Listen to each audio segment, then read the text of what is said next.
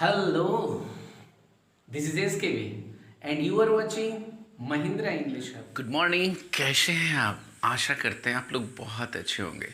तो आज मैं शुरू करने जा रहा हूँ आपका चैप्टर प्रोनाउन। मेरे भाई ज़ीरो से लेके एडवांस तक, और मैं आपको दूंगा सर्वाइवल टिप्स, और इसी के सहायता से आपकी होगी कंपटीशन में सिलेक्शन।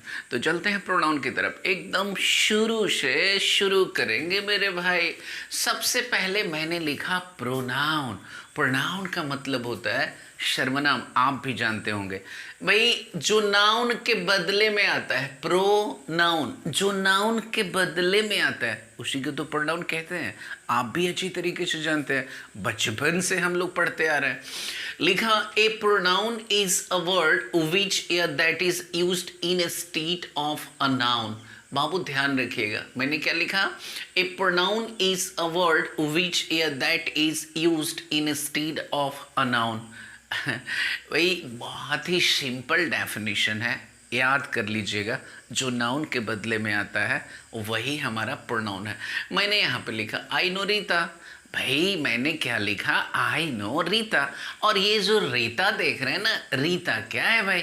तो एक लड़की है, फीमेल है। और आप जानते हैं कि मेल के लिए ही और फीमेल के लिए सी, और अगर प्लुरल हो तो हिसी इट नेम का दे। तो इन द लाइक ऑफ से में आई नो रीता कह रहा है she is a beautiful and intelligent girl.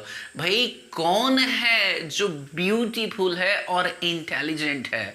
तो मैं आपको बताना चाह रहा हूं कि रीता ब्यूटीफुल। अब एक चीज मैं आपको बता रहा हूं, आपको ऐसा लग रहा होगा भाई कि आखिर प्रोनाउन हम क्यों पढ़ रहे हैं। तो यहाँ पे हम आपको कुछ समझाने की कोशिश करेंगे कि प्रोनाउन पढ़ने के पीछे मेरा क्या कारण हो सकता है। मेरे बच्चे, पता है अगर लंबा चौड़ा नाम आपके पास में कोई रखूं और बार बार अगर रिपीट करना पड़े तो कैसा आपको फील होगा? आई मीन रिपीट से बचाने के लिए ही हम नाउन के जगह पे प्रोनाउन का यूज करते हैं। जैसे आपने सुना होगा हरदन, हल्ली, डोडा, गोडा, देवगोड़ा। भाई एच.डी. देवगौड़ा का फुल फॉर्म हुआ है। एच.डी. देवगौड़ा का फुल फॉर्म श्री हरदन, हल्ली, डोडा, गोडा, देवगौड़ा। अगर बार बार इनको यूज करना पड़े तो आपको कैसा फील होगा? मैं अगर पी.वी. नरसिंह राव के बारे में बात करूं, जो हमारे भारत के प्रधानमंत्री रह चुके हैं, तो अब बात करेंगे तो क्या मिलेगा भाई? श्री पामुलपति वेंकट रमन नरसिंहा राव जी। भाई हमको लग रहा है कि नाम नहीं है बल्कि सेंटेंस है। और अगर बार बार लिखना हो, पामुलपति श्री वेंकट रमन नरसिंहा राव जी आज यहाँ भाषण दे रहे हैं। पामुलपति वेंकट रमन नरसिंहा राव जी आज एक पुल का उद्घाटन कर रहे हैं। बार बार नाम अगर लेंगे ना बाबू तो बहुत प्रॉब्लम होगा। तो रिपीटिशन से बचने के लिए हम लोग नाउन के बदले में प्रोनाउन का प्रयोग करते हैं। क्या भाई? रिपीटिशन से बचने के लिए, यानी बार बार नाउन का यूज नहीं करें, उसी के चलते हम प्रोनाउन का यूज करते हैं। भाई मैं एक चीज आपको बताने की कोशिश करूं कि भाई और भी चीज, जैसे मैंने बोला Ram is a good boy. Ram एक अच्छा लड़का है। He is intelligent at study.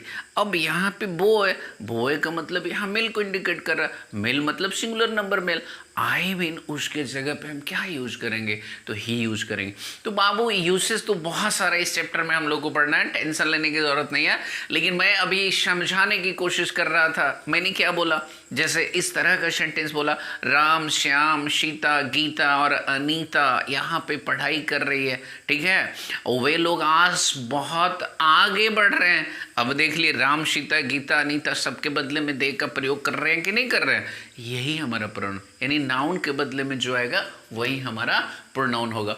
अब बच्चा ये कितने प्रकार के होता है? तो 11 मतलब 11 प्रकार का होता है।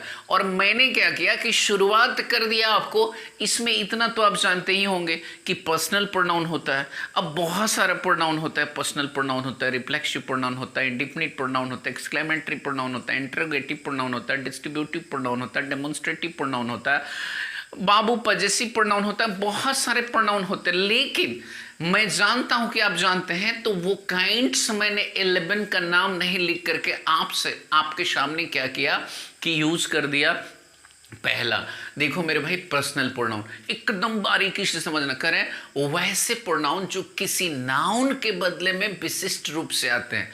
मेरे भाई फिर से एक बार, वैसे प्रोनाउन जो किसी नाउन के बदले में विशिष्ट रूप से आते हैं, खास रूप से आते हैं, पर्सनल प्रोनाउन कहलाते हैं।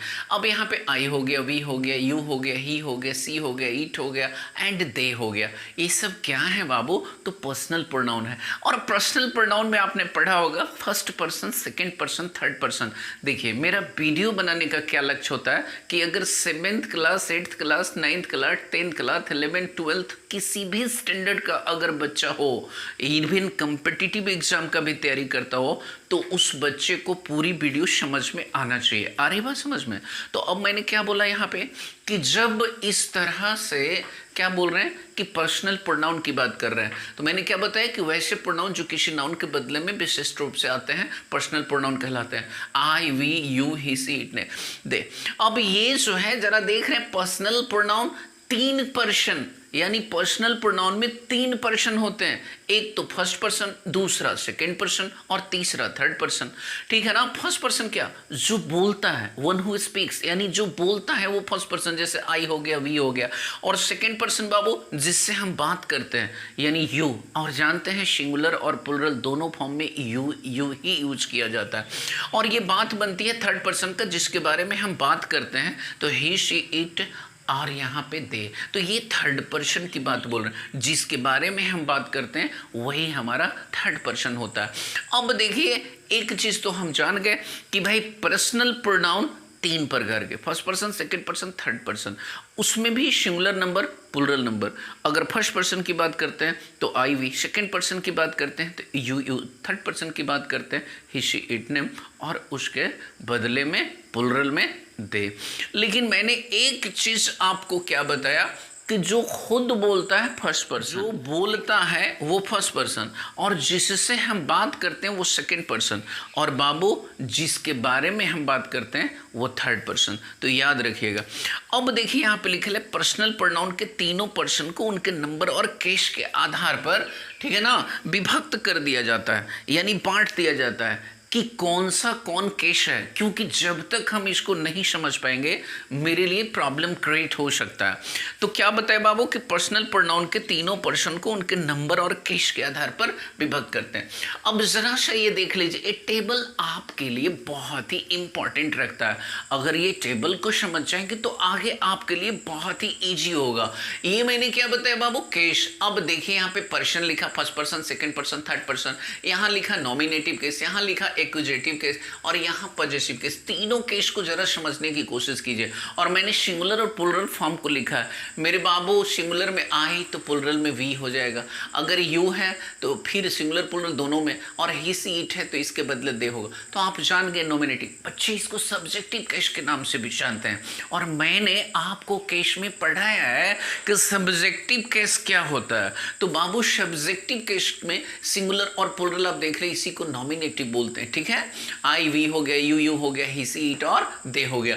और जब बात करते हैं एक्यूजेटिव की, जिसको हम क्या बोलते हैं बाबू? एक्यूजेटिव को ऑब्जेक्टिव केस के नाम से भी जानते हैं। तो यहाँ सिंगुलर और प्लुरल, अगर मान लीजिए आई है तो यहाँ पे ऑब्जेक्टिव में लाएंगे तो आई का मी बनता है, और जब इसी का प्लुरल करते हैं तो क्या बनता है? वी का अश बनता है। यू का तो यू ही रहेगा, ही है तो हिम बन जाएगा, शी है तो हर बन जाएगा, ईट है तो ईट ही रहेगा, और दे है तो देम बन जाएगा। तो इसको बोलते हैं एक्यूजेटिव केस। और तीसरा यहाँ पे बच्चा देख रहे होंगे पजेसिव केस। क्या देख रहे हैं आप? Possessive case. तो ये पजेसिव केस जो होता है, आपने क्या देखा सिंगुलर और प्लुरल में? तो देखिए आई है तो माई हो गया, अगर मान लीजिए यहाँ पे देख रहे हैं यू है तो योर हो गया, और यहाँ पे देख रहे हैं ही, शी, इट, नेम, तो ही है तो ईज हो गया, फिर हर हो गया। ठीक है ना? और ये जो है यहाँ पे देख रहे हैं हर्ष हो गया, फिर इट्स हो गया। अब ये जो है हम लोग बनाते हैं किस तरह से, तो अब आपको मैं बता दे रहा हूँ। देखो मेरे बच्चे, कुछ ऐसे पजेसिव केस होते हैं जो पजेसिव के रूप में केवल यूज करते हैं, तो कभी कभी वो प्रोनाउन का काम करते हैं और कभी कभी एडजेक्टिव का काम करते हैं। जब वो सेंटेंस में अकेला होते हैं तो वो हमेशा प्रोनाउन का काम करते हैं। ठीक है ना?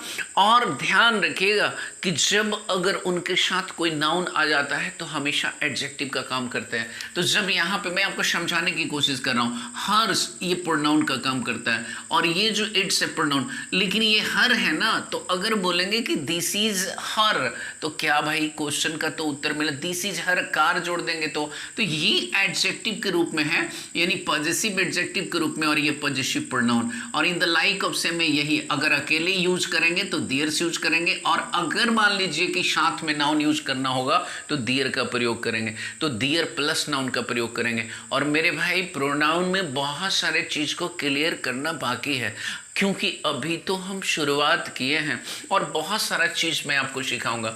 तो यहाँ पे मैंने क्या लिखा, जेंडर ऑफ प्रोनाउन, ये तो आपको समझ में आ गया होगा। केस में first person, second person, third person. First person में क्या होता है, नॉमिनेटिव केस, एक्यूजेटिव केस और पॉजेसिव केस।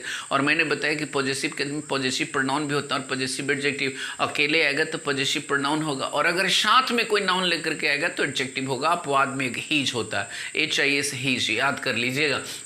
अब यहाँ पे जेंडर की बात कर रहे हैं, तो जेंडर ऑफ प्रोनाउन में क्या करेंगे बच्चा, जरा देखिएगा। तो बाबू आप जानते होंगे कि एक मैस्कुलिन जेंडर होता है, दूसरा फेमिनिन जेंडर होता है, और तीसरा जो होता है हमारा कॉमन जेंडर होता है। याद रखिएगा, एक क्या होता है मैस्कुलिन जेंडर, दूसरा फेमिनिन जेंडर और तीसरा कॉमन जेंडर। तो बाबू मैस्कुलिन का मतलब क्या होता है, मेल को इंडिकेट करता है। फेमिनिन का मतलब क्या होता है, फीमेल को इंडिकेट करता है। कॉमन का मतलब क्या होता है, दोनों को इंडिकेट करता है। लेकिन जब बात न्यूटर की आती है तो भाई निर्जीव को इंडिकेट करता है। या पहले भी मैंने आपको बताया था कि वैसे सेक्स जिसको आइडेंटिफाई नहीं किया जा सकता है कि मेल है या फीमेल, अगर एक नज़र में उसको देख के हम पहचान लेते हैं कि मेल है तो मैस्कुलिन, और देखते हैं कि फीमेल है तो फेमिनिन। लेकिन अगर नहीं पहचान सकते हैं तो उसको हम क्या कहते हैं भैया, तो समझ लीजिए कि न्यूटर जेंडर। और कुछ ऐसे चीज होते हैं जो न्यूटर में तो होते हैं लेकिन उसके साथ साथ कॉमन भी होते हैं। आप ईट यहाँ भी देख रहे हैं, ईट यहाँ भी देख रहे हैं, यानी कहने से मेरे को पता नहीं चलेगा। जैसे मैंने बेबी कह दिया तो बेबी मीन्स क्या होता है, बच्चा बच्ची दोनों। अगर चाइल्ड कह दिया तो चाइल्ड मीन्स बच्चा बच्ची दोनों। तो ये सेंस आपको अप्लाई करना पड़ेगा, इस चीज की जानकारी आपको होना चाहिए। तो भैया मैस्कुलिन जेंडर में क्या होता है, ही होता है, हिम होता है, हीज होता है, ये सब मैस्कुलिन जेंडर है। लेकिन फेमिनिन में क्या होता है, तो सी होता है, हर होता है, हर्ष होता है, ये फेमिनिन जेंडर है। लेकिन जब कॉमन जेंडर की बात करते हैं तो देख लीजिए आई वी मी, मेरे भाई मैंने बोला कि आई एम अ डॉक्टर। अब बताइए कि लड़की इस बात को बोल रही है कि आई एम ए डॉक्टर, या लड़का इस बात को बोल रहा है आई एम ए डॉक्टर, पता तो नहीं चल पा रहा है। और जब पता नहीं चल पा रहा है तो मेरे भाई कॉमन जेंडर में होगा, न मेल पता चल रहा है न फीमेल पता चल रहा है। तो मुझे लगता है आप बेहतरीन तरीके से समझ गए होंगे। तो ये common gender, I we me my mine our ours us you your it. अब यहाँ पे देखिए क्या बोल रहे हैं भाई, तो हमें इसमें जो बोलने वाली बात है, प्रवृत्ति है, वो मेरे को पता नहीं चल रहा कि भाई अगर बोले दिस इज माई पेन, तो वो बोलने वाली लड़की है लड़का, मेल है या फीमेल, जेंडर पता नहीं चल रहा, तो इसीलिए कॉमन। लेकिन न्यूटर क्या है, इट ओ इट्स, आप जानते हैं कि इट ओ इट्स क्या है न्यूटर जेंडर में। तो अगर स्नैक है, हम देखने के बाद पता नहीं कर पाएंगे मेल है फीमेल है, तो हम ईट का प्रयोग करेंगे। इसी तरीके से बर्ड है, नहीं पता चल पाएगा, बेबी है नहीं पता चल पाएगा, तो ईट का प्रयोग करेंगे। तो याद रखिएगा बाबू, जेंडर ऑफ प्रोनाउन भी बहुत जरूरी है। मैंने क्या बताया, यहाँ पे पर्सनल प्रोनाउन के तीनों पर्सन को उसके नंबर और केस, यानी अब यहाँ पे क्या बताया, एक नॉमिनेटिव, एक्यूजेटिव, पॉजेसिव। आप समझ गए कि भाई अकेले रहता है तो प्रोनाउन होता है, और साथ में अगर नाउन लेता है तो एडजेक्टिव होता है। In the like of same यहाँ भी योर लिखे हैं तो दिस इज योर लिखेंगे तो काम नहीं चलेगा, या तो योर्स लिखना होगा, दिस इज योर्स ये आपका है, या फिर दिस इज योर पेन, यानी नाउन कुछ डालेंगे तब जा करके होगा। तो भैया इसमें क्या होता है कि कहीं कहीं एडजेक्टिव का काम करता है और कहीं कहीं प्रोनाउन का। अब ये जो देखिए न्यूटर जेंडर हम लोग पढ़े इट इट। अब पॉजेसिव केस में प्रोनाउन के दो रूप होते हैं, क्या होते हैं भाई, एक माई होता है, your, its, his, her, their, our, ये पॉजेसिव एडजेक्टिव है। कैसे, तो जरा सा देखिएगा बच्चा। एक बात बताइए कि माई लिखे तो क्या माई अकेले लिखेंगे, नहीं, माई लिखेंगे, दिस इज माई, तो उसके बाद नाउन देना होगा। तो इसका मतलब है कि पॉजेसिव केस का प्रोनाउन है, लेकिन इसका रूप जो है पॉजेसिव एडजेक्टिव के रूप में है। मैंने लिखा योर, कहे दिस इज योर, क्या दिस इज योर, अकेले लिखने से यानी सिंगल लिख देने से सेंटेंस का अर्थ पूरा नहीं होता। तो यहाँ पे योर तो आप लिख रहे हैं लेकिन उसके साथ नाउन देना होगा। और इसमें जितने सारे देख रहे हैं आवर, यानी आवर के साथ भी लिखना होगा। लेकिन मेरे बच्चे, क्योंकि इसका प्रयोग हमेशा नाउन के पहले होता है, किसका, पॉजेसिव एडजेक्टिव का। लेकिन जब बात करते हैं, जैसे दिस इज माई पेन आपने देखा है, पीए लिखा हुआ है, पॉजेसिव एडजेक्टिव। लेकिन जब माइन लिखते हैं, योर लिखते हैं, ठीक है, योर्स लिखते हैं, आवर्स लिखते हैं, योर्स बाबू, योर्स लिखते हैं, आवर्स लिखते हैं, हर्स लिखते हैं, दियर्स लिखते हैं, ये पॉजेसिव प्रोनाउन है। जानते हैं क्यों, क्योंकि बाबू ये हमेशा अकेला आता है। और मैंने कुछ देर पहले भी आपको ये बात की चर्चा किया था कि पॉजेसिव प्रोनाउन हमेशा अकेले आता है। क्यों? क्योंकि जब साथ में नाउन लेके आएगा तो एडजेक्टिव होगा। दिस बुक इज माइन, देख लीजिए पॉजेसिव प्रोनाउन, पीपी मतलब possessive pronoun. That is yours, क्या भाई यह वह आपका है, तो इसका क्या मतलब हुआ? दैट इज योर्स यानी पॉजेसिव प्रोनाउन। कह रहे हैं use of some personal pronoun, कैसे यूज करेंगे जरा देखिएगा। कह रहे हैं कि ही का प्रयोग पुरुष के नाम के बदले, तो बात भी आप जान रहे हैं कि भाई मेल के बदले पुरुष के नाम के बदले ही का प्रयोग करते हैं। कह रहा है कि जॉन वाज अवार्डेड फॉर, ठीक है।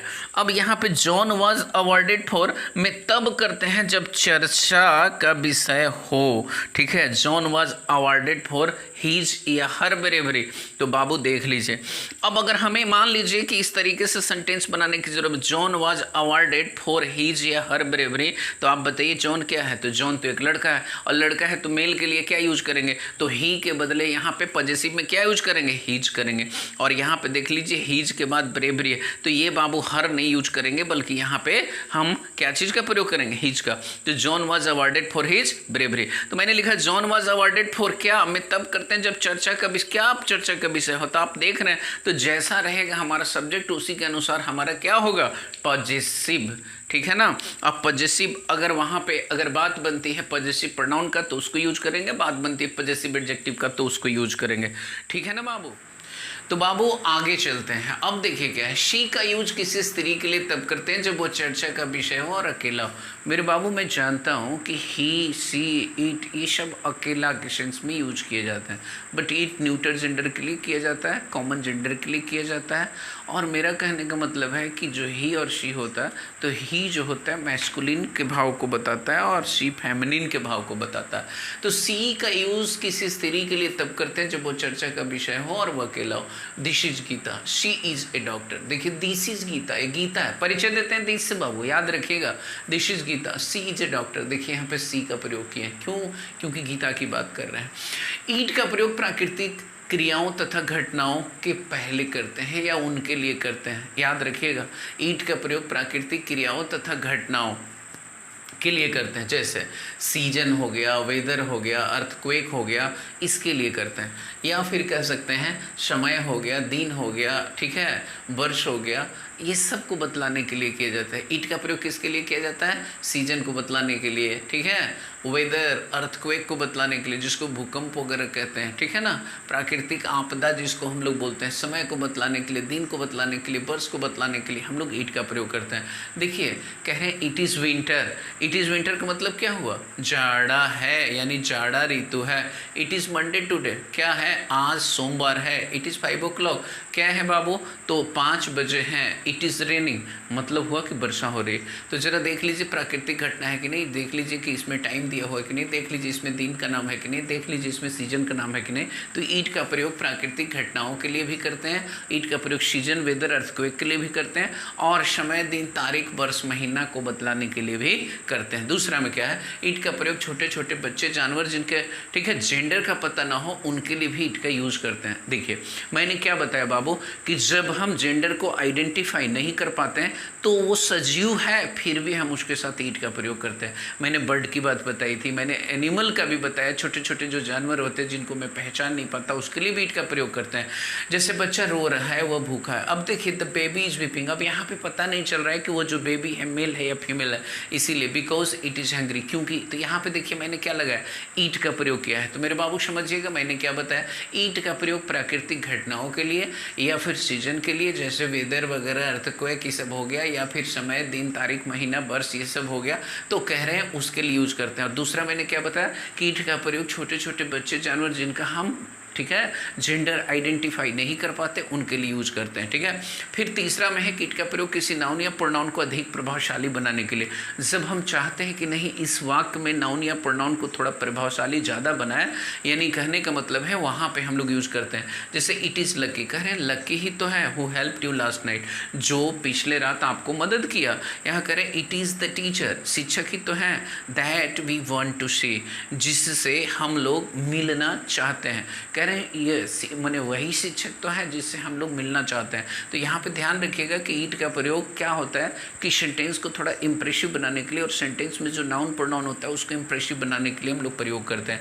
ईट का प्रयोग अनजान के लिए भी करते हैं, मतलब स्ट्रेंज हो, नहीं हमें पता है तो वहाँ भी हम ईट का प्रयोग करते हैं। ठीक है, जैसे मैंने बोला, ठीक है ना, कौन है तो who is it, I mean कहने का मतलब तो ये भी कहते कि वह कौन है तो हु इज ही भी बोल सकते थे, लेकिन मेरा कहने का मतलब है कि यहाँ पे जब हम अनजान है, नहीं जान रहे हैं, तब वहाँ पे हम हुई ईट का प्रयोग करेंगे। ये कह रहा है अप्रत्यक्ष के लिए भी ईट का प्रयोग करते हैं, मतलब हम प्रत्यक्ष नहीं है और उस चीज़ को बताना चाह रहे हैं। जैसे मैंने कहा I have seen the Taj Mahal, मैंने ताजमहल को देख चुका और कह रहे इट इज़ वेरी ब्यूटीफुल, तो ताजमहल के लिए ईट का प्रयोग करें। भाई अप्रत्यक्ष, ताजमहल को तो मैंने देख चुका है, लेकिन फिर अब यहाँ पे कह रहे हैं कि नहीं इट इज़ वेरी ब्यूटीफुल, तो इसी के लिए मैंने ताजमहल की जगह पे ईट का प्रयोग किया। तो मेरे बच्चे, मुझे समझ में आ रहा है कि ईट प्राकृतिक घटना, जैसे आपको मैंने बताया कि भाई सीजन होगा, वेदर, अर्थक्वेक होगा, समय होगा, दिन होगा, यानी टाइम होगा, डेट होगा, मंथ होगा, ईयर होगा, उसके लिए हम लोग ईट का प्रयोग करते हैं। ठीक है, फिर मैंने क्या बताया कि बाबू जब ईट जो होता है छोटे छोटे बच्चे या जानवर जिसका हम जेंडर आइडेंटिफाई नहीं कर पाते हैं वहाँ भी प्रयोग करते हैं। तीसरा मैंने बताया कि नाउन या नाउन को प्रभावशाली बनाने के लिए करते हैं। और चौथा में मैंने बताया कि बाबू जब स्ट्रेंज हो, अनजान हो, तब हम वहाँ पे भी ईट का प्रयोग करते हैं। और एक मैंने बताया कि जब अप्रत्यक्ष हो, जिसको मैंने देखा है और फिर उस चीज़ पर थोड़ा प्रभाव जमा करके बोलना चाह रहे हैं, तो वहाँ पर भी जैसे I have seen the Taj Mahal, it is very beautiful. अब देखिए आगे बाबू, यहाँ पे मैं बताना चाह रहा हूँ, जैसे मैंने कहा कि चर्चा का विषय यदि प्लुरल हो तो उसके लिए दिया था। तो आप जान रहे हैं कि चर्चा का विषय अगर प्लुरल होगा, ही, सी, इट, ने, ये सब का प्लुरल क्या होता है, दे, तो उसके लिए दे आएगा। लेकिन कुछ ऐसे क्रिटिकल पॉइंट है जो आपको जानना पड़ता है। तो यहाँ पे कहें देयर बॉयज और they are income tax officer, simple सी बात है, वे लोग लड़के हैं और इसके लिए कह रहे हैं कि भाई वे लोग लड़के हैं और वे लोग क्या हैं, इनकम टैक्स ऑफिसर्स हैं। अब देखिए यहाँ पे लिखा हुआ है वाक्य, जरा पहचानिएगा जो एग्जाम में पूछता है। कह रहा है to improve its efficiency all income tax officers will be provided with laptops by next year. अब देख लीजिए, समझने वाली बात है कि बाबू यहाँ पे क्या होगा, टू इम्प्रूव इट्स या इम्प्रूव क्या लगाइएगा, मतलब इम्प्रूव इट्स लगाइएगा कि इम्प्रूव देम लगाइएगा कि इम्प्रूव दियर लगाइएगा, आप बताइए क्या लगाइएगा। तो यहाँ पे ये लगाए टू इम्प्रूव दियर इफिशियंसी। क्यों? ऑल इनकम टैक्स ऑफिसर, क्योंकि हिसी इट नेम का प्लुरल क्या होता है, तो दे होता है, तो दे से फिर वहाँ पे जहाँ पे हमको दियर लगाना होगा वहाँ पे दियर लगाएंगे। हु के पहले पर्सनल प्रोनाउन के रूप में दे का यूज नहीं होगा, याद रखिएगा, हु के पहले दे का प्रयोग नहीं होता है, बल्कि क्या होता है, दोज होता है। और देखिए क्वेश्चन किससे कहे कि Surendra is not one of them या those who believe what they see. तो यहाँ पे जरा देखिए कि हु लिखा हुआ है और हु के पहले दोज भी और दे है, कौन सही होगा? तो ये मैंने क्या बताया कि बाबू देखिए वन ऑफ देम, तो दे का ही फॉर्म के बात कर रहे हैं ना कि क्या यूज होगा, तो ये तो होगा ही नहीं, तो क्या होगा, दोज होगा। तो याद रखिएगा कि हु के पहले देम का फॉर्म नहीं यूज होता है बल्कि दोज का प्रयोग होता है। The NGO provides free daily meal to them, और यहाँ हु लिव्स, अब मैंने बताया यहाँ पे देम लिखा हुआ है, जरा देखिए क्या होगा, हु के पहले तो आपने बताया कि दोज होगा, तो बाबू याद रखिएगा यदि भिन्न भिन्न प्रकार का पर्सनल प्रोनाउन एक साथ आए तो आमतौर पर 231 का प्रयोग होता है, और यदि भिन्न भिन्न प्रकार के पर्सनल प्रोनाउन एक साथ आए और उससे पाप दोष या भूल का बोध होता है तो फिर 1 2 3 का प्रयोग होता है। आप जान रहे हैं 1 2 3 का मतलब हम बताना चाह रहे हैं first person, second person, third person. अब यहाँ पे मैंने क्या बोला, यदि भिन्न भिन्न प्रकार के पर्सनल प्रोनाउन एक साथ आए तो आमतौर पर 2 3 1 यानी सेकंड पर्सन, थर्ड पर्सन। मैंने कहा यू, ही एंड आई, मतलब ये सही है, have already seen this movie. अब यहाँ पे एक चीज़ जरा सा इस, ठीक है ना, ये जो हम कहना चाह रहे हैं, अब देखिए I, you and Ramesh will proceed, मतलब आगे बढ़ाएंगे तो ये आई हो गया, फिर उसके बाद कह रहे हैं कि यू हो गया एंड रमेश हो गया, आई, यू एंड रमेश। तो भैया ये फर्स्ट पर्सन है, सेकंड पर्सन, थर्ड पर्सन, तो क्या जब कह रहे हैं विल प्रोसीड तो बढ़ाने की बात कर रहे हैं, तो यहाँ पे क्या सेंटेंस सही होगा? नहीं होगा। लेकिन ये देख लीजिए यदि भिन्न भिन्न प्रकार के पर्सनल प्रोनाउन एक साथ आए तो यदि उससे किसी पाप दोष भूल हो तो 1 2 3। अब देखिए यहाँ पे लिख रहे हैं यू, ही एंड आई, तो ये तो सेकंड पर्सन हो गया बाबू, ये तो थर्ड पर्सन, ये फर्स्ट पर्सन, आर रिस्पॉन्सिबल, तो ये जो है बिल्कुल गलत लिखा हुआ। लेकिन कह रहे हैं कि आई, यू एंड ही, यानी फर्स्ट पर्सन, सेकंड पर्सन, तरीके से बोल रहे हैं कि I, you and he are responsible for this mistake, ऐसे भी लिख सकते हैं। चलिए फिर से मैं सेंटेंस लिख दे रहा हूँ यहाँ पे, क्या भाई, आई, ठीक है, फिर उसके बाद कह रहा है यू, फिर उसके बाद and he are responsible for this mistake. तो यहाँ पे मैंने क्या लिखा, I, you and he are responsible for this mistake. तो बाबू ये सही है, जबकि ये उसके अनुसार क्या है, गलत है। ठीक है, हाँ बाबू। तो ये जो है अगला देख लीजिए कि यदि पर्सनल प्रोनाउन वन हो तो उसका पजेसिव हीज नहीं वंस होता। तो बाबू बहुत बार ये एग्जाम में भी पूछ चुका है कि यदि पर्सनल प्रोनाउन क्या हो, वन हो, तो उसका पजेसिव हीज नहीं बल्कि वंस होता। जैसे one should be honest, to his लिखा हुआ है तो ये नहीं होगा बल्कि one's work in all situation. फिर से याद कीजिए, वन होगा तो हीज नहीं होगा बल्कि वंस होगा। तो बाबू मुझे लगता है कि आपको वीडियो बहुत ही बेहतर लगा होगा। वीडियो अगर देख रहे हैं तो प्लीज़ लाइक कर दीजिए और अपने दोस्तों के बीच में इसे शेयर कर दीजिए।